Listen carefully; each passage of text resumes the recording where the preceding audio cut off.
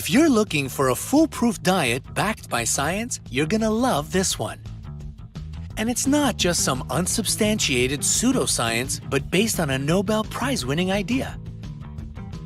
Before we unveil the mystery, take a moment to subscribe to our channel and turn on post notifications to keep up with all our updates.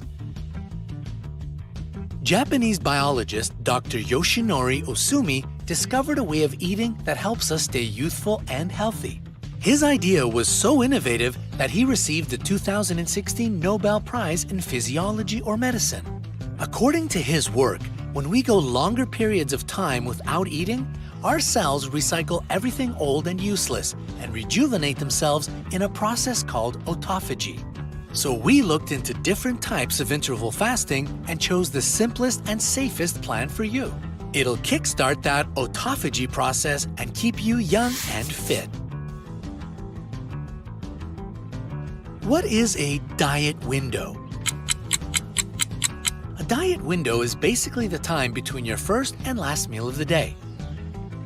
Let's say you usually wake up at 7 a.m. and have breakfast an hour later. That means that you've opened this window at 8 a.m. If you finish your day off with supper at 8 or 10 p.m., then your diet window is 12 to 14 hours every day. Before Dr. Ohsumi's discovery, people always believed that they should eat more often but in small portions, because otherwise the body would store fat. But according to a recent 2017 study by Dr. Sachin Panda of the Salk Institute in San Diego, people who eat from 8 a.m. to 8 p.m. are less healthy than those who eat from 8 a.m. to 2 p.m. When the diet window is narrower, the chances of developing diabetes, anemia, cancer, and obesity are lower. But when you eat whenever you want, including those late-night fridge raids we're all guilty of, you mess up your circadian rhythm. You see, this is your body's natural cycle, and it wasn't designed for 24/7 food consumption.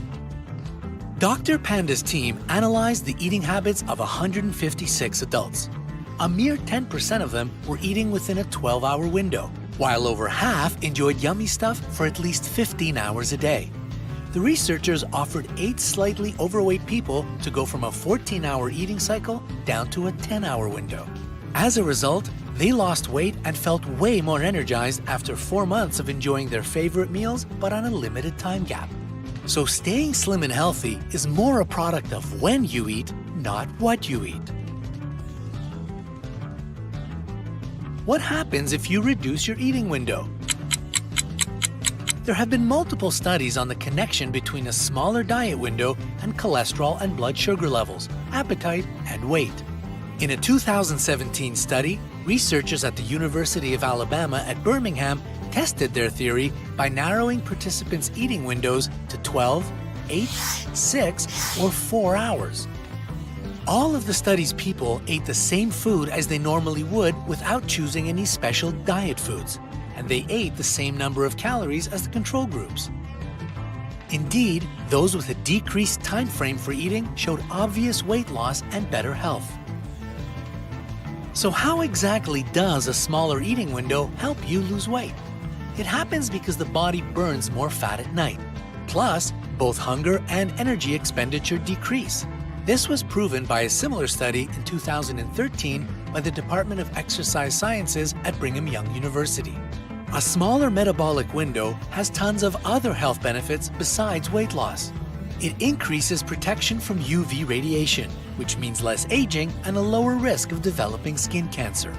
It significantly decreases high blood pressure as well as the chance of developing breast cancer. It also reduces the likelihood of suffering from serious heart conditions. Abiding by the rhythm nature itself has provided you will keep your cardiovascular health at its best. This also has to do with the decreased risk of developing diabetes, which does a real number on the heart. Finally, you'll get much better sleep. Why is the time you eat so important? It's important not just to cut the diet window down, but to also choose the right time to eat. Everybody has their own circadian rhythm, that biological clock we mentioned earlier that's closely connected with day-night changes. Although we all have this natural clock built in us, it can adapt to external factors like light and temperature. A group of geneticists, namely Drs. Jeffrey Hall, Michael Rosbash, and Michael Young, won the 2017 Nobel Prize in Physiology or Medicine for their groundbreaking work on this subject. They studied how molecular mechanisms affect our internal clock. A much easier to understand example of this can be found in the shame plant. Its leaves open when the sun's out during the day and close at night. As for humans and other multicellular organisms, we have a more advanced and complicated cycle. The researchers found that different phases of the day are the best times for certain natural activities. But when we break the cycle and go against our biological clock, we increase the risk of developing obesity and diabetes. So here's what you should know in order to keep up with your natural cycle. In the morning, our body starts producing cortisol, and we have energy and an appetite. In the evening, melatonin is produced, which means the body is preparing itself for sleep by slowing down internal processes, like digestion. If you eat in the evening, it throws your biological clock out of whack. You become tired in the morning, since your cortisol levels are low. Your body doesn't wake up till later in the day. In the evening, your cortisol level is high, so you get more energized and hungry even though your body needs to sleep. As a result, you have a higher risk of developing diabetes, obesity, and depression.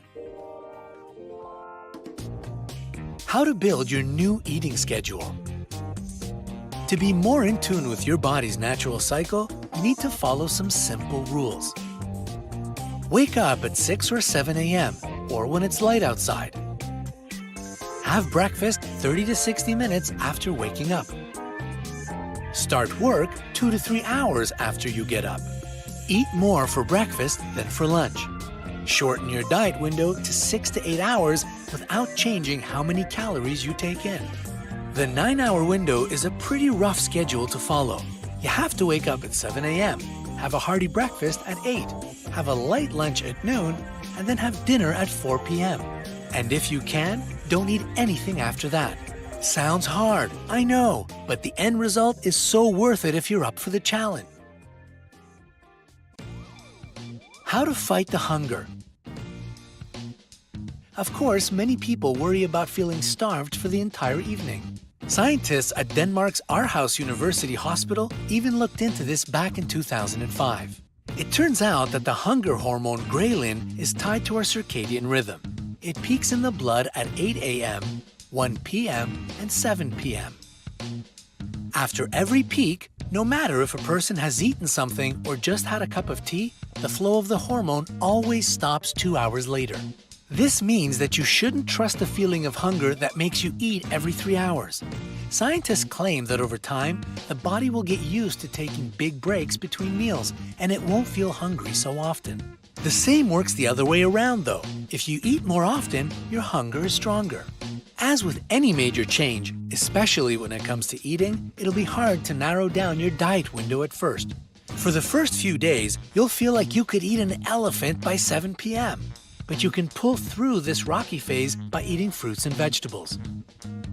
A week later, the body will get used to it. Your appetite will be smaller, and you'll start seeing all the amazing health benefits. So, really, this diet plan isn't all that scary or impossible.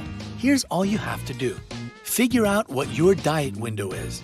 If you have breakfast at 8 a.m. and dinner at 8 p.m., your diet window is 12 hours.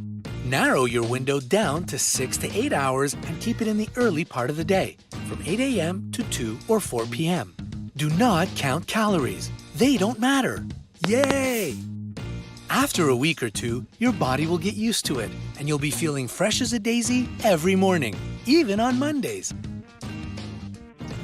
Do you want to give this diet a try? Tell me in the comments below. Don't forget to click subscribe to stay on the bright side of life.